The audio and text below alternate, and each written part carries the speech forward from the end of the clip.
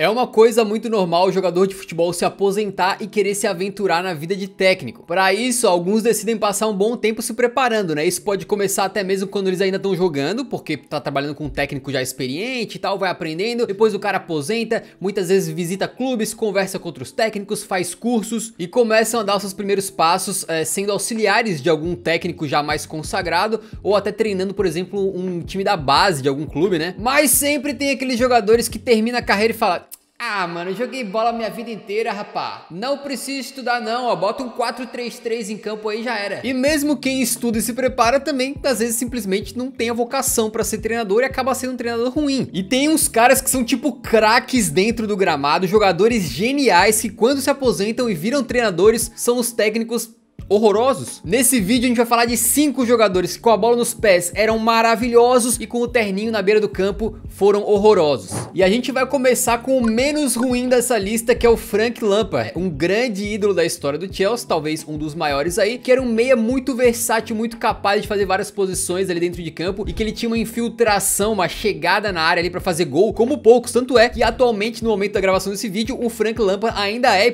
provavelmente vai se manter assim por muito tempo, o maior goleador da história dos Blues, além de ser tricampeão da Premier League com o Chelsea e ter ganhado a primeira Champions da história do clube. Então, como jogador, não tem o que falar, ele era realmente muito bom, mas como treinador, a curta carreira dele começou em 2018, quando ele assumiu o Derby County, que jogava lá a segundona na Inglaterra. O Lampard conseguiu brilhar quando ele deu aí oportunidades e ajudou a desenvolver jovens que hoje são titulares de times grandes na Europa, que foi o caso do Tomori e do Mason Mount. E de certa forma, as ideias do Lampard funcionaram porque ele foi para os playoffs da segundona e perdeu os playoffs apenas na final pro Aston Villa. Só que isso se equilibra com partes em que o Lampard esteve muito apagado, né? Que foi aí, primeiramente, levando o Derby County apenas um 6º lugar na liga durante a temporada regular, digamos assim, com 26 vitórias, 15 empates e 16 derrotas. É um desempenho mediano, se tu for parar pra olhar assim na ponta do lápis, né? O time dele na temporada fez 103 gols e sofreu 80, não é nada espetacular, muito longe disso, mas foi o suficiente pro Chelsea, onde ele foi ídolo como jogador, olhar pro Lampard e falou: mano, precisamos de um técnico, vem pra cá você mesmo. Isso foi na temporada 2019-20, só que as exigências pro Lampard naquela temporada estavam baixas, porque o clube tinha acabado de perder o seu maior craque, que era o Hazard, e tinha aí passado por um problema com o técnico anterior, que era o Sarri, que tinha saído de uma forma meio conturbada, mesmo tendo sido campeão da Liga Europa na temporada anterior. E quando um ídolo volta pra um clube pra treiná-lo, né, geralmente ele tem uma margem de erro maior, ou seja, ele pode fazer mais besteira, que a diretoria segura um pouco o cara pela lealdade ali que ele tem ao clube, pelo amor dos fãs ao cara. E na primeira temporada, sem tantas expectativas em cima do Chelsea, o Lampard fez um trabalho mediano mais uma vez, beleza? Ele foi pra uma final de Copa da Inglaterra, é verdade, mas perdeu pro rival Arsenal. Ele conseguiu classificar o Chelsea pra Champions League da temporada anterior, terminando em 4º com 66 pontos, e na Champions League ele caiu nas oitavas pro Bayern de Munique, sendo triturado pelos alemães, né? Adivinha o placar agregado? O famoso 7-1, mas poderia ter sido muito pior, né? O Barcelona sabe bem. Só que chegou pra temporada 2020-21, o Lampard tava permanecendo e o dono do cheque lá no Chelsea, que é o Roman Abramovich, resolveu abrir os bolsos, né, e falou: cara, vamos mudar esse elenco de patamar. Ele disse isso em russo, no caso. Davai meaning status otriada. Ele falou exatamente assim e aí começou a jogar dinheiro, mano. Começou, pá, Timo Werner, Ziyech, Mendy, Thiago Silva, Tyrell, Havertz, uma galerinha da pesada, né? Aí quando o Frank Lampard olhou pro elenco dele, opa, pera aí, o time gastou 247 milhões de euros numa janela só. Parece que agora eu vou ter que entregar resultados mais altos, né? Agora, tendo um dos melhores elencos da Premier League, o trabalho do Lampard continuou sendo mediano. Foi aí que o Roman Abramovich, que manda lá no Chelsea, né, acendeu uma ideia na cabeça dele de mandar o Lampard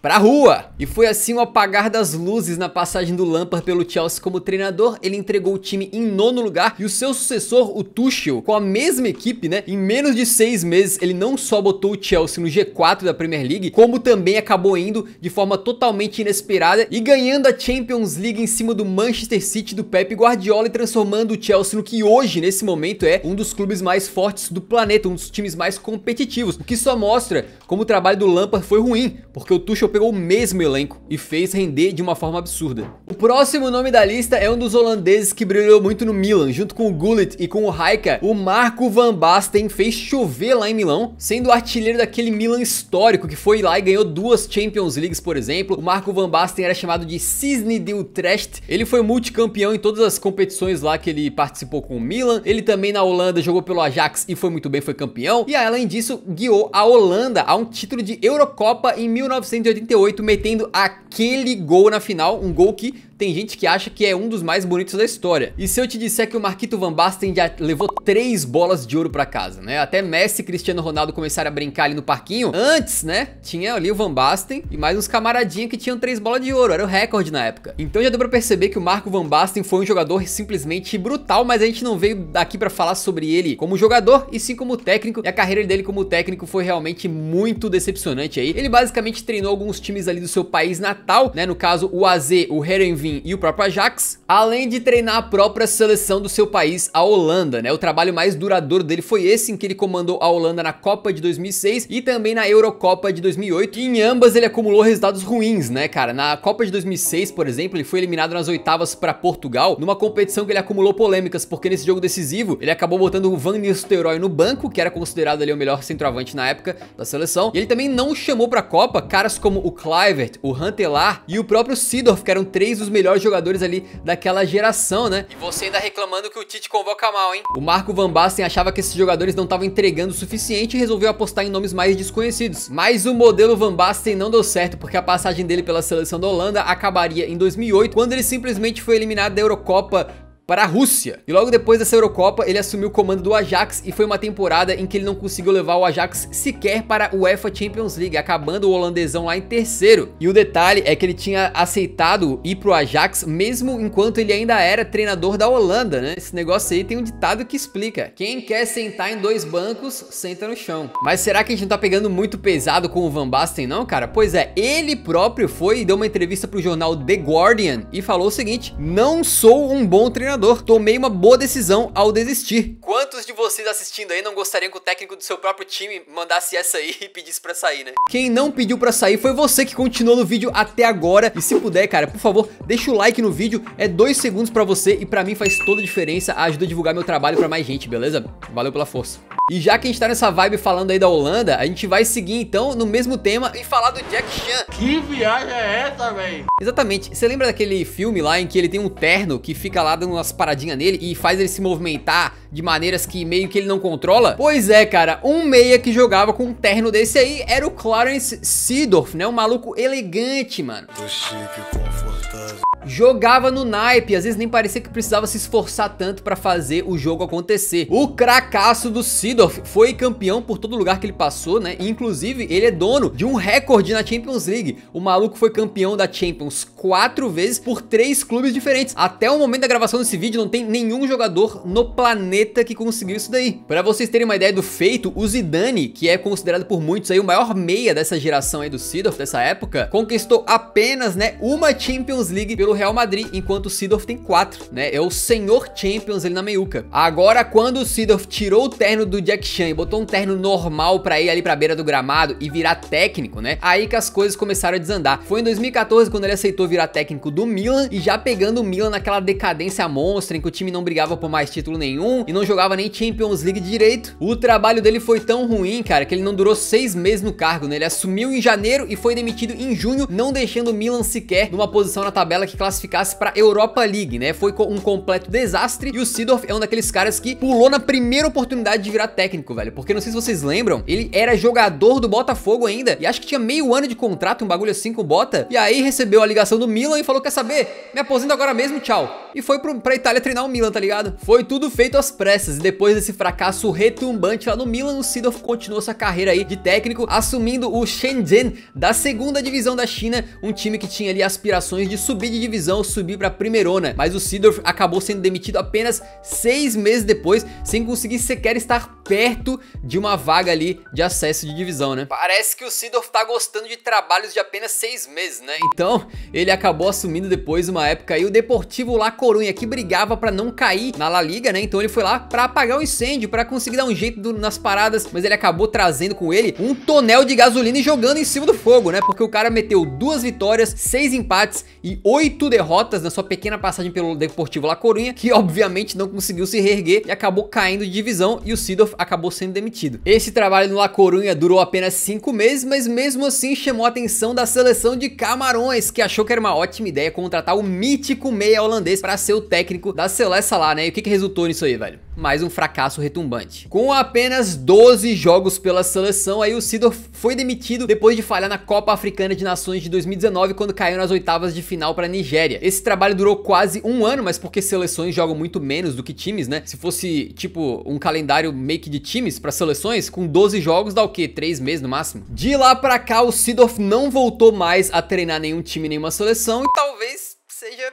melhor assim, né? Considerando o desempenho dele. E o Seedorf é bizarro porque é aqueles caras que quando ele abre a boca só sai coisa boa, mano. O cara é inteligente pra porra. Tem uma visão maravilhosa do futebol, foi um craque dentro de campo, parece que ele teria tudo pra ser um grande técnico. Mas acabou sendo um negócio que é o último cara que eu queria comandando o meu clube, tá ligado? O próximo da lista é o francês Thierry Henry, que foi um dos melhores jogadores da história da Premier League. Cansou de fazer história lá no Arsenal também, né? Inclusive ganhando a Premier League invicto. Com o Barcelona, ele simplesmente ganhou tudo. E com a França, acho que a gente não precisa nem comentar, né?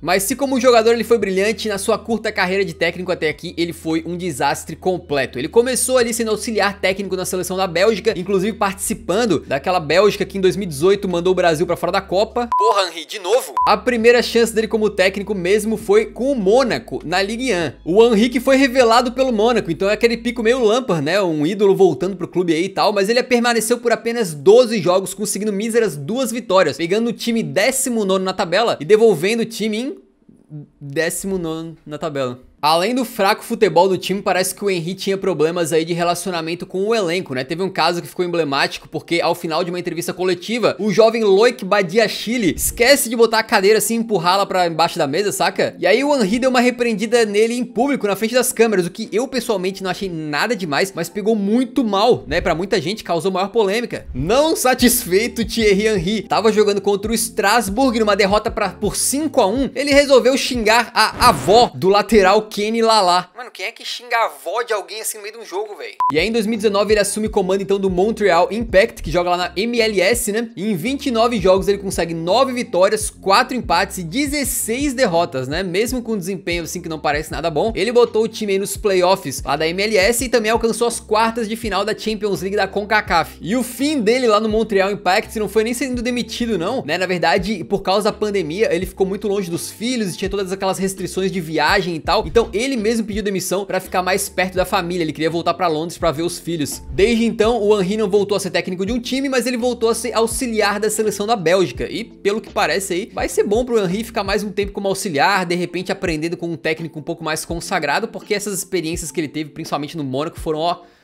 uma bosta. Maradona foi um gênio, o maior ídolo da história da Argentina e também o melhor jogador da história do Napoli, clube italiano que inclusive renomeou seu estádio pra botar o nome do Maradona lá. O saudoso Diegão é aí o autor de alguns dos lances mais fantásticos aí da história do futebol, incluindo lances como aquele gol de mão ou aquele gol que ele dribla o time inteiro da Inglaterra pra fazer um gol na Copa de 86.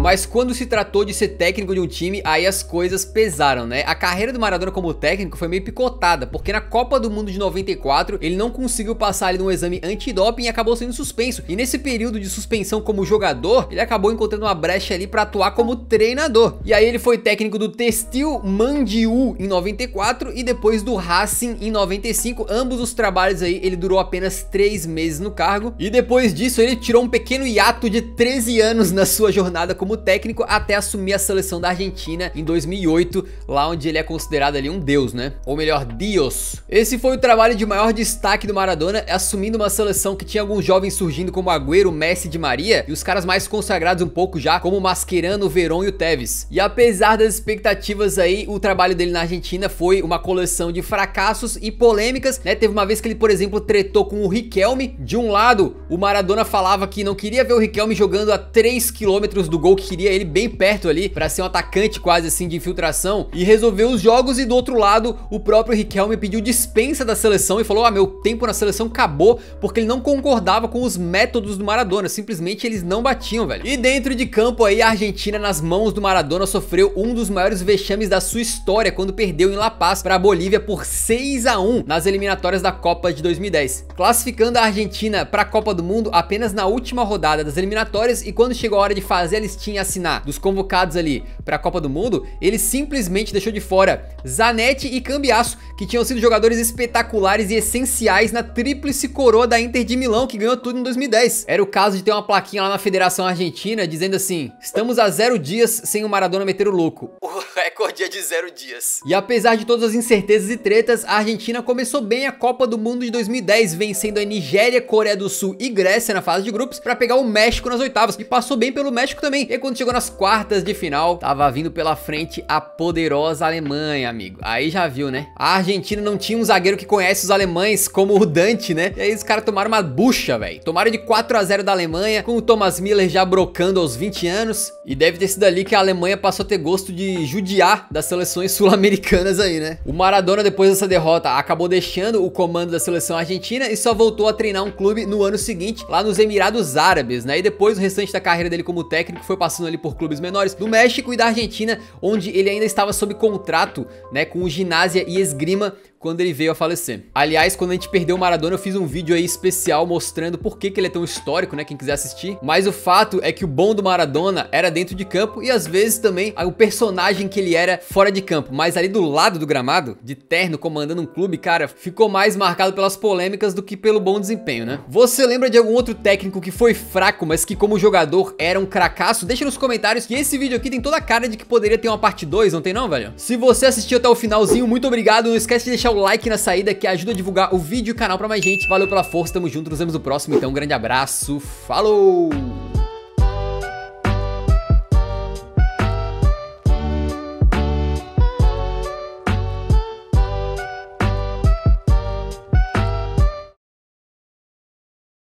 Foi aí que o Roman Abramovich, que manda lá no Chelsea, né, mandou um zap pro Lampard e perguntou: quantos Tuchel são necessários pra trocar uma Lampard? Eu não sei se eu vou deixar isso no roteiro, tá muito ruim.